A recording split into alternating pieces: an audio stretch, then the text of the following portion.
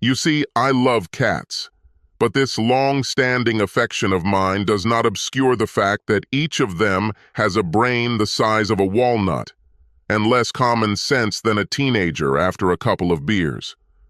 Firstly, as a child, I never thought or wanted to have a cat. When I was growing up, our family never had pets, and constantly caring for any kind of them seemed like hard and pointless work to me. But one day, for some reason, my ex-girlfriend decided that we needed a cat, but I wanted to have sex with her, so I agreed. Then we broke up and she moved somewhere that didn't allow pets, and I ended up stuck with this beast. It was a tabby cat that destroyed everything in my house in no time.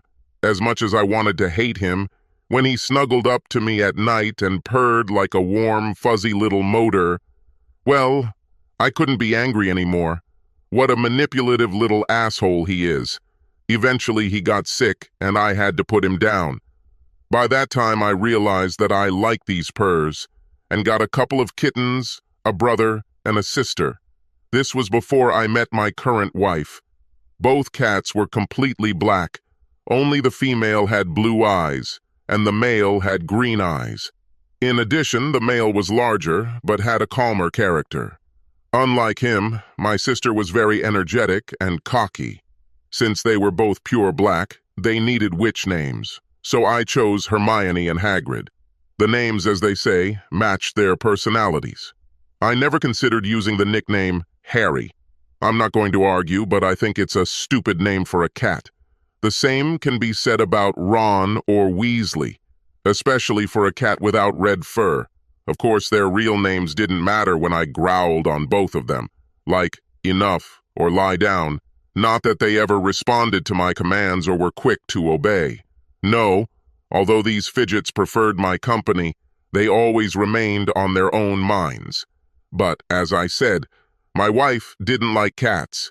She pretended to tolerate them while we were dating and engaged, but after we got married, she tried to get me to get rid of them. I refused, and this dispute became the first big quarrel between us. I eventually prevailed, but her passive-aggressive behavior in the marriage began soon after. I must face the fact that I was probably somewhat responsible for this situation. The thing is, in the middle of our fight, my wife Randy told me that she didn't like cats because, when she was a child, she read a story about some crazy old cat lady who died of a sudden heart attack. The lady was a recluse, and by the time it occurred to anyone to check on the grandmother, 10 of her cats, mad with hunger, attacked the most obvious source of meat in the area. As a result, a panicked fear took root in my wife's soul that one day the same thing might happen to her, when for some reason I was suddenly not at home. This story obviously grew out of the same irrational childhood fears that we all have, and Randy's telling of it reflected her deep trust in me. My subsequent hysterical laughter and condescending comment that her fear was stupid and baseless, in retrospect, did not help overcome her phobia, but only angered Randy. Well, I'm sorry, it probably wasn't one of my most emotionally supportive moments in our married life. In the end, we both apologized. I acknowledged the depth of her fear and assured my wife that I would feed the animals well, so there would be no problem. She expressed the hope that she would learn to live with them. Days, weeks, and months flew by, and I still thought that her fears were sheer nonsense. Over time, it became obvious that Randy had lied about my cats. So, her favorite pastime was to leave the front door ajar and pretend that it happened by accident, in the hope that our black furry samurai would one day run away and never return. That way, she probably thought, the problem would solve itself. You see, I kept cats inside the house because I was convinced they would be killed or maimed outside, given the tiny cat brains the size of walnuts. Randy apparently proved me wrong. In some amazing way, either gods or saints, the righteous ones, looked after Hagrid and Hermione, because after an hour of frantically running around the yard and puzzling climbs and somersaults through the trees along the sides of the house, they became bored, and they returned home to eat and then curl up in a ball or lie down anywhere and sleep without hind legs. Everything changed after I started watching videos on Instagram. I've seen these videos taken from cameras mounted on collars that cats wear. I think you probably watched them too. I thought it was funny and decided to do the same with my blacktails. I usually let my cats go outside whenever I get home from work, right after I put collars with miniature video cameras on them. My little tigers always like to climb trees and hide there for a while. Then they went down and began to chase each other in circles or other intricate trajectories. Both cats were accustomed to this daily routine and, as a result, never went outside, even when my wife deliberately left the doors open. The cat's reflex was this: it's not time for us to go out, because the owner, that is me, is not in the house. And besides, we were not wearing collars with these things. If any of these conditions were not met, Hermione and Hagrid did not show their noses over the threshold, and they were usually only gone for about an hour, and then quickly returned home when I loudly called them back. I could tell that the failure of Randy's cunning plans to accidentally get the cats out of the house was driving my wife crazy every day, but I pretended not to notice. When the cats returned home, I filmed them and took the cameras, which were wireless and connected to my phone, and then downloaded video, edited short videos, and posted them on social networks. I know. It seems like pretty stupid content, but I already had 500,000 subscribers who liked my cat videos, so it all amused the hell out of me. Something about seeing their paws flash in camera shots as they ran, seeing the world around them from a cat's point of view, framed by their furry chins and shaking whiskers, and heard their purring, hissing, meowing, and sometimes musical roulades. Every time it made me laugh, sometimes right to tears. My subscribers too were touched and were delighted with these cat videos, judging by their comments and thousands of likes. The company where I purchased the mini cameras for my cats liked the massive advertising of their products and upgraded my gadgets to the newest and most advanced models for free, provided that I use them regularly. The other day, I returned home early from work. It was snowing in our area, with several inches falling by mid-afternoon. Reports of expected increased rainfall were everywhere, and for this reason I was not worried about getting there, because many people didn't bother to go to work at all. What really excited me was that my cats had never seen snow before. The last few winters have been warm and almost snowless. The thought of a video of black beasts frolicking in white snow made me giddy with adrenaline in anticipation of how hilarious the video I could film and post online. Upon arrival, it turned out that for some reason my wife was not at home, which came as a slight surprise to me since her car was in the garage. I knew that her office, like many others, was closed due to bad weather.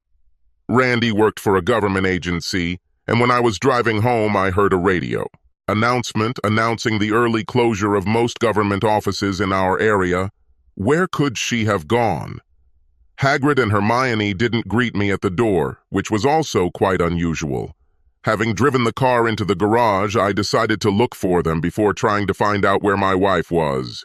The reason the cats didn't come to the garage door was because they were sitting side by side, staring out the window, mesmerized by the softly falling flakes of snow behind it.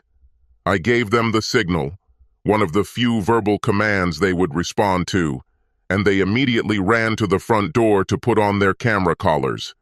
After equipping the cats with their devices and turning on the recording, I opened the door, and Hermione carefully poked her head outside, sniffing and looking around at the unusual surroundings. The more impatient Hagrid jumped over her because she was too slow and immediately crashed into the all-encompassing white carpet, passing with a surprised "May" a little forward, and leaving behind a darkening trail of 4 cat protectors. Hermione watched the brave trailblazer for a couple of seconds and then shook her head in the feline equivalent of saying, "Ah, screw it all!" and jumped after him. The crazed cats had a full-blown explosion of ecstatic excitement in our front yard. They ran in circles and weaved along unpredictable trajectories with crazy pewter eyes, gliding on spreading paws, funny flopping on their side and jumping up again. They jumped with acceleration into the snowdrifts, realizing that the snow was cold and wet, and then quickly forgot about it during the game. I made myself a cup of coffee and watched them tumble for a while. Watching this circus live, laughing at the cat somersaults, was much better than on TV. After about 15 minutes, the cats apparently got tired of chasing each other, and one after another they climbed up a tree located between our house and the neighbor's house.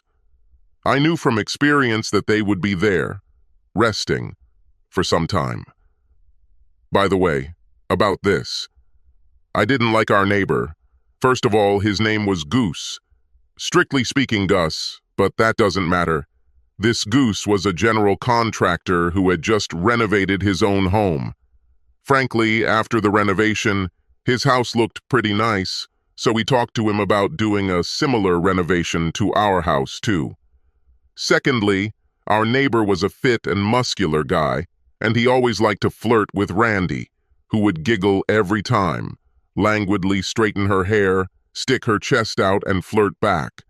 When I confronted her about this, she indignantly denied all my accusations, calling them outrageous insinuations, and at the same time added that I cling to her only because I am not confident in myself. Third, this Goose was also a cyclist fanatic, and a particularly obnoxious type at that, who at every opportunity ranted about his watts, amperage, volts, calories, and his next race, in each of which he intended to take the top prize. He liked to ride his bike along the canal embankment near our house, even in the worst weather, when it was slippery and muddy, because, as he said to my wife's stupidly suggestive giggle, "What's the point of doing something if it doesn't make you dirty?" But I got a little distracted while finishing my cup of coffee. Just then, Randy returned. "Where are the cats?" Without saying hello, the first thing she did was ask a question, and in a somewhat tense tone. It was strange. Randy never asked about them, and now she seemed quite excited. Taking a closer look at my wife, I realized that she looked very disheveled, as if she had to quickly get dressed. Her hair, usually carefully styled, was now in such disarray as if she had just woken up, or she slid out of the hayloft head down. "Outside," I answered, watching her. She behaved suspiciously, insecurely, and her gaze slid, without lingering, on the kitchen items, while trying not to meet mine. She seemed to not know what words to choose and what to say next. Suddenly, like a cat, the hair on the back of my neck stood on end with a premonition of something very bad. "Why?" I asked briefly. She almost jumped and looked shocked, but quickly managed to pull herself together. "What why?" she answered, still avoiding looking at me. "Why are you asking about cats?" She seemed to relax slightly, leaning back and leaning her back against the wall. "Well, I was worried about them in this weather," she said, looking into my eyes for a second, but then quickly looked away. Now I knew she was lying. What she wanted was for them to get stuck in the snow and freeze to death in this weather. "Where have you been?" I rolled an oncoming test ball. She began to look scared again, and her features tensed again. It was as if I could see the wheels in her head spinning madly as Randy frantically tried to figure out what to say to her. She even seemed to shrink a little, standing against the wall and frantically clutching herself with her arms under her chest. "I went to Gus's house to discuss with him the renovations we want to do." She finally gave her final version. She glanced sideways at me to see how I would react. My instincts told me that there was more behind her words than she wanted to imagine. Randy looked close to panic now. Given all the clues I'd noticed earlier that my brain was slowly processing, I could only think of one reason why she looked so twitchy. and I realized that the reason could be directly related to our cats. I just remembered that they not only like to climb the tree next to Goose's house, but they also like to jump from that tree to the roof of his veranda and walk around. Usually this was nothing special, because when they went on their excursions, most often he was not at home. On the other hand, there were a few occasions when I had to carefully edit the cat camera footage, because it showed right into his bedroom as they walked past it on the roof of the neighbor's porch. Please tell me, honey, were you upstairs or downstairs at Gus's house? I asked, looking into her instantly flushed face. The pendulum on the grandfather clock in the corner managed to click 3 times before she answered, holding her breath. It's not what you think. How do you know what I'm thinking about? Was the next logical question on my part. Randy nervously licked her suddenly dry lips, her eyes darting around the room. But there was no answer. Then I took the initiative. I think I'll bring the cats back into the house. I'm guessing they'll be bringing a really interesting video here today. Randy's eyes widened, but again she said nothing, only swallowed and opened and closed her mouth several times. I went out onto the porch after making sure that the main part of my body remained in the doorway so that I would not be, purely by accident, locked from the outside. "Kitties! Om nom nom!" I called loudly into the space of the courtyard. When I started using this command, I said the words while loudly shaking a box of dry cat food. They quickly received the message and ran back home. Then, when they came in and allowed me to remove the cameras from their necks, I treated each of them to a well-deserved treat. After that, I gave them their usual portions of food. Over time, I stopped using the noisy stimulus just to get their attention, but still gave them a treat for following the command, and then fed them sometime later. So today, they reacted the same way they always did, and rushed to the door when they heard my call.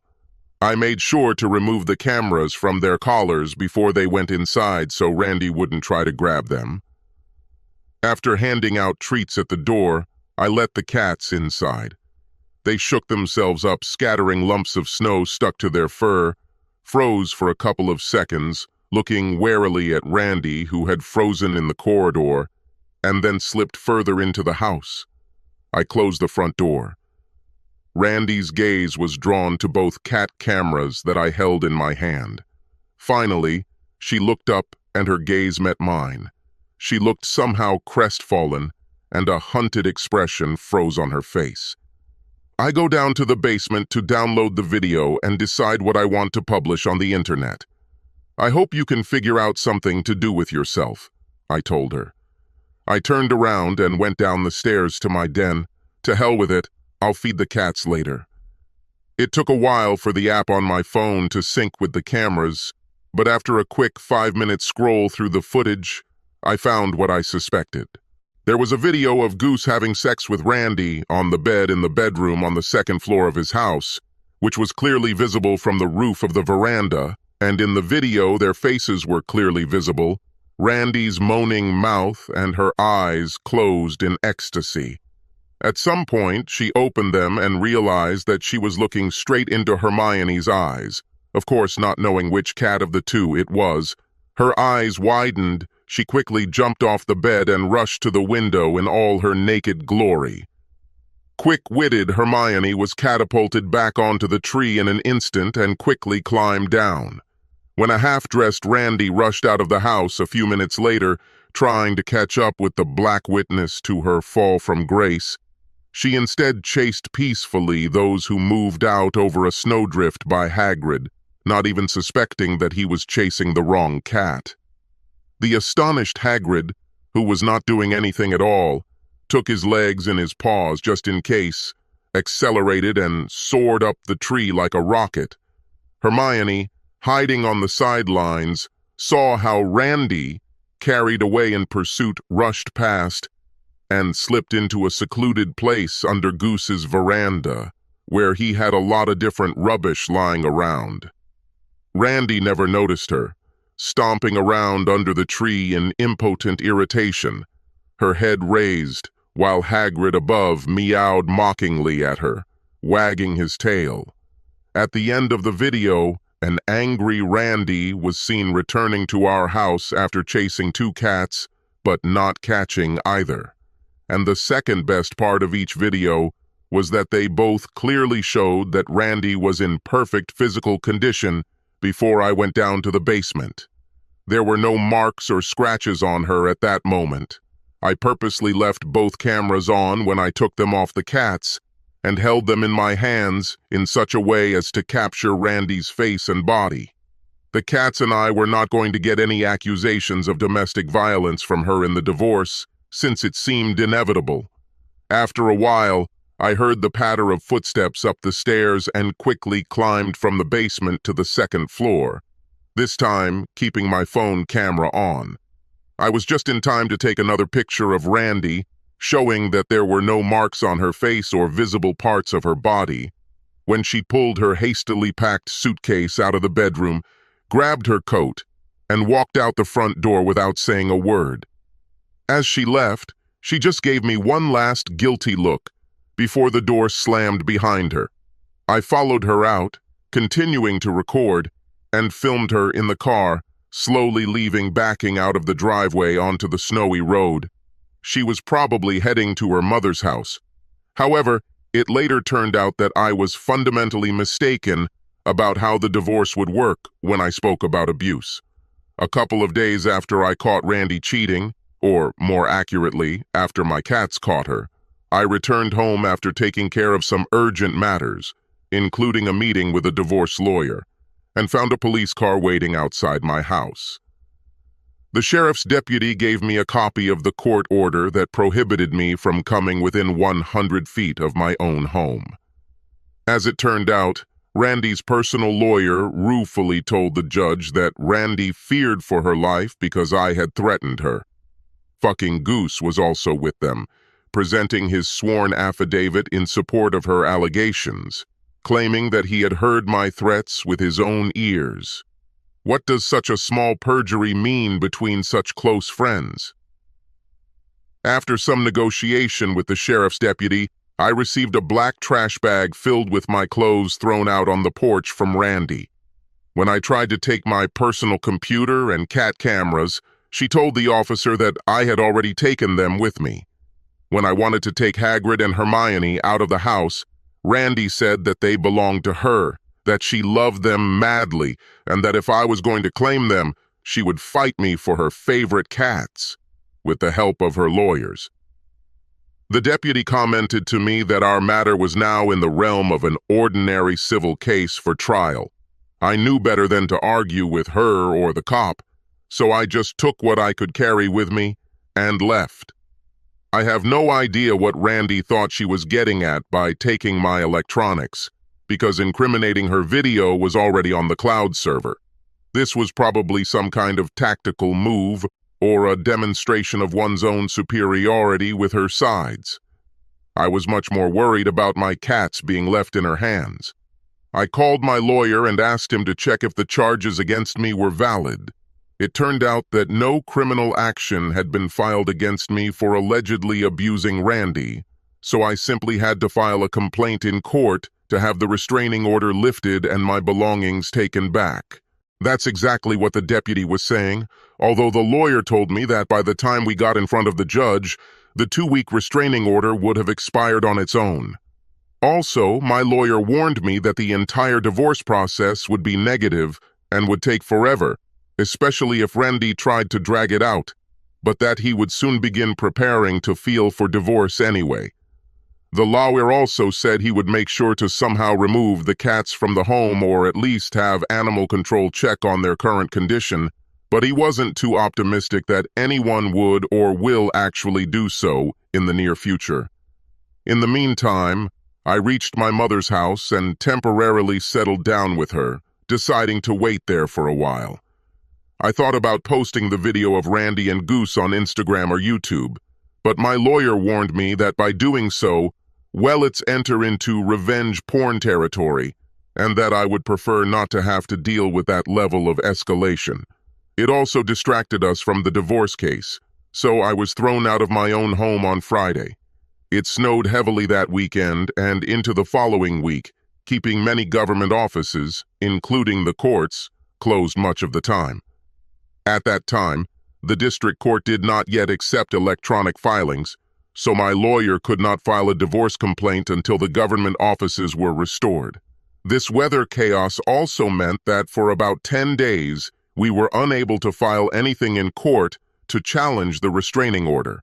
I called animal control to check on my cats, but based on the conversation, they weren't making a visit to my old home a priority, especially since the damn snowdrifts continued to disrupt traffic in the city. Apparently, I had to come to terms with the fact that Randy was probably going to do something bad to the cats if they weren't already starving to death. Just the thought that there was nothing I could do to somehow prevent this feline genocide made me furious. Things got off the ground the following Friday when the landline telephone in her kitchen began to ring at my mother's house. The call was from Randy. I blocked her number on my cell phone, and my mother's phone was an old model, which did not allow me to determine who was calling. My mother had just left the house during one of the breaks in the snowfall.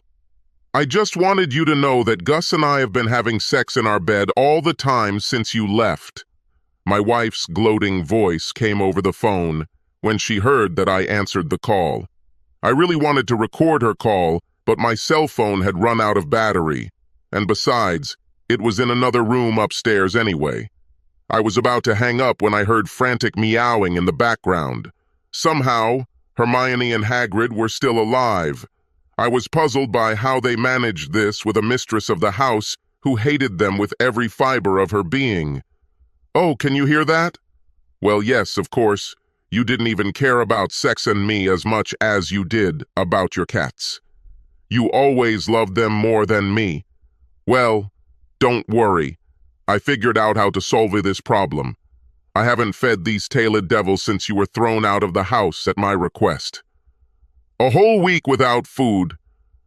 Ha ha, poor cats," she sang into the phone with mocking ridicule. "They are so desperate that they finally came out to talk to me instead of hiding who knows where." "That's great. I'm going to give them something to eat. I have a box of rat poison here, so I'll put some in my tuna cans.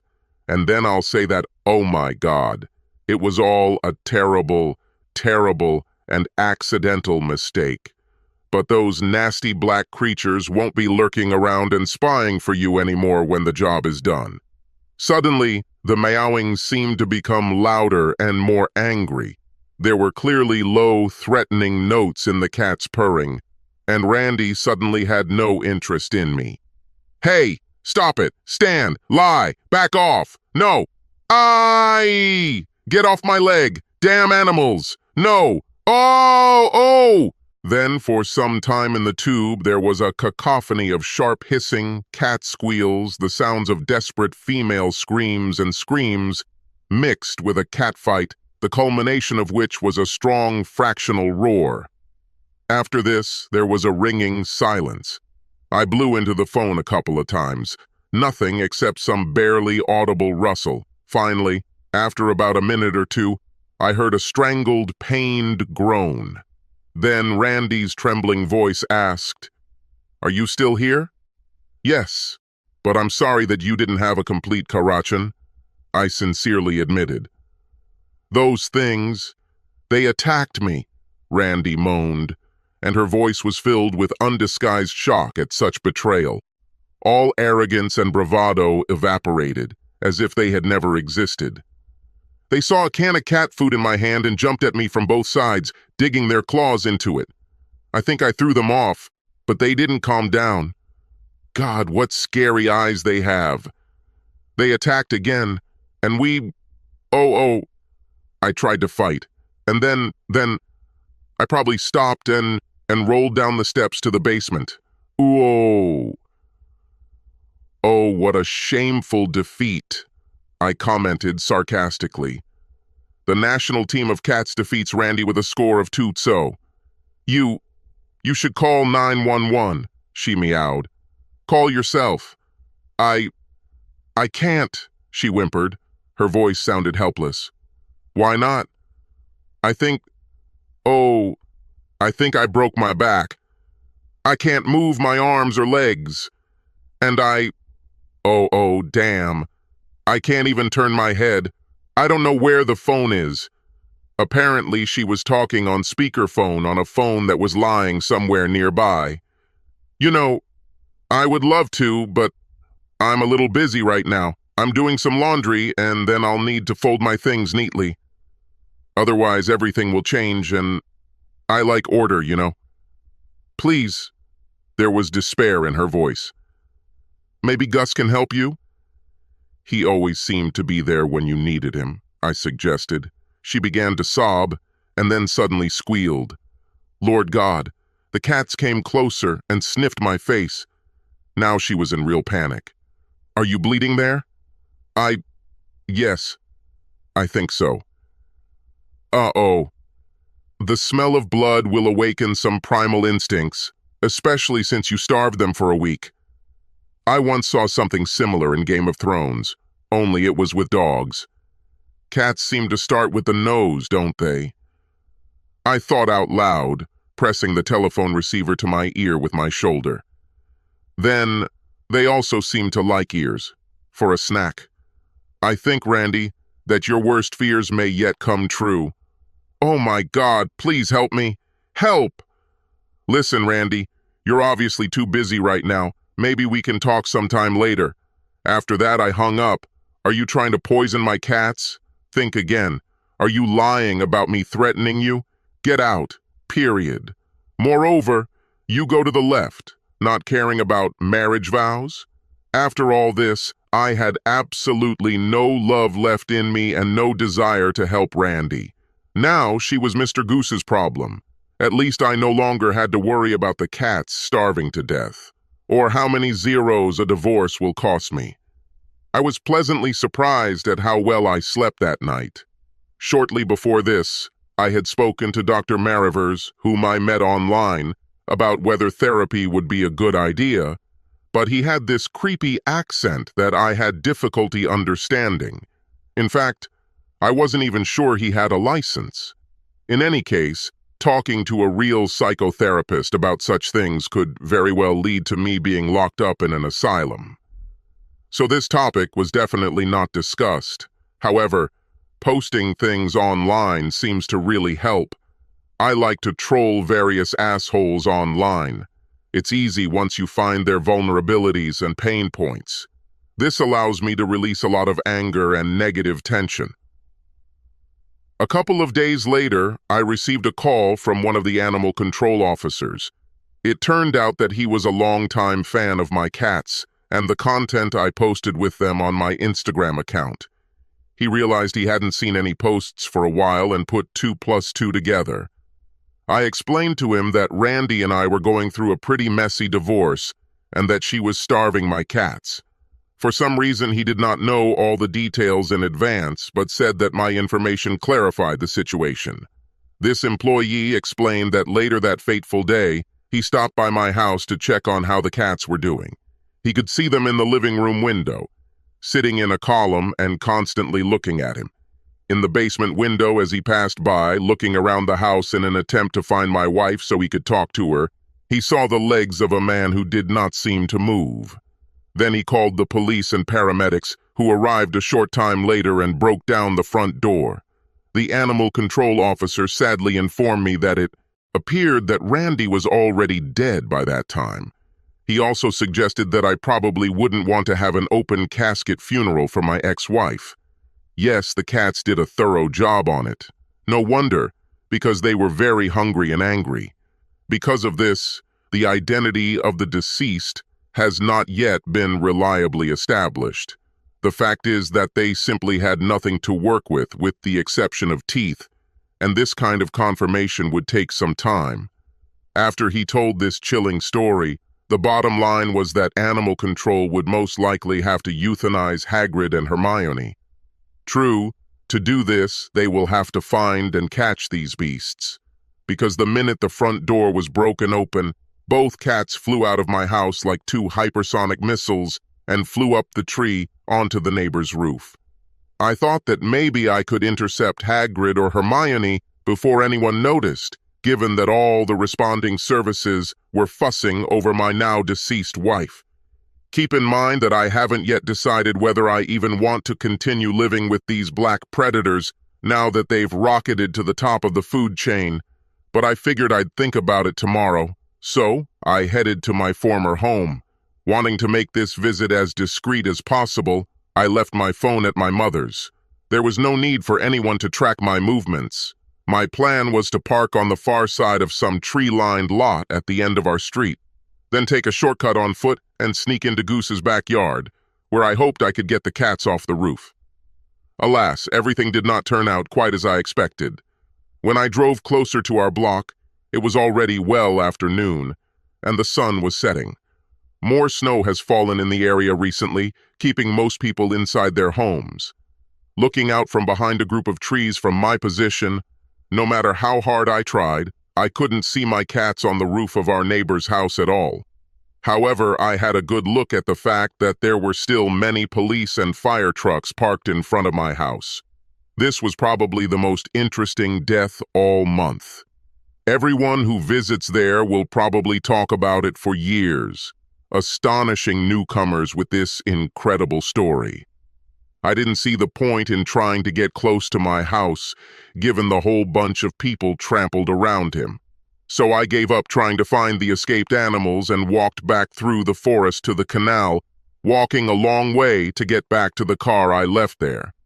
After heavy rainfall this week, snow was everywhere. Finally, I came to a place with a view of the canal aqueduct. It was built to carry the waters of the canal over a wide stream that flowed into the river nearby. Even in dry weather, it was always risky to ride a bicycle along the aqueduct because the path along it and next to the canal was very narrow.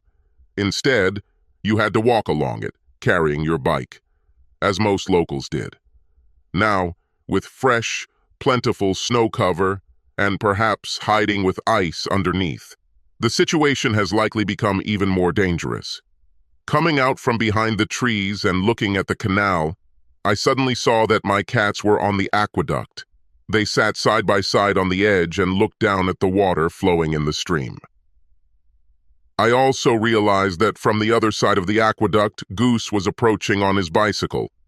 This bike fanatic was happily riding along the snow-covered footpath, about to cross the aqueduct and heading in my direction.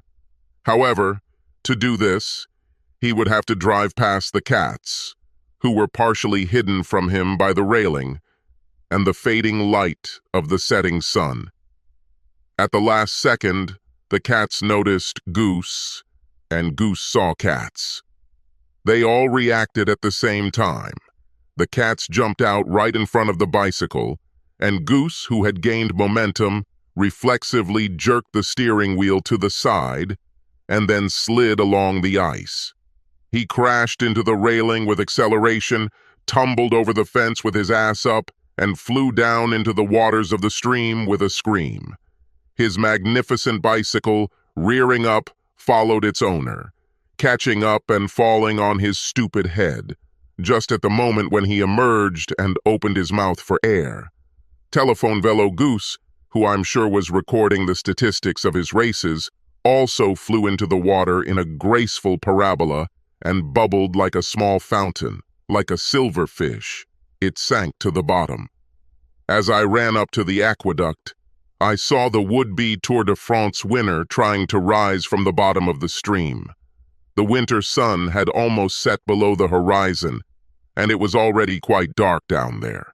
The stream itself was not very deep, but the water in it turned out to be very cold, and Goose was obviously soaked in it from head to toe, and in addition, he apparently had a badly damaged leg on which he could not lean.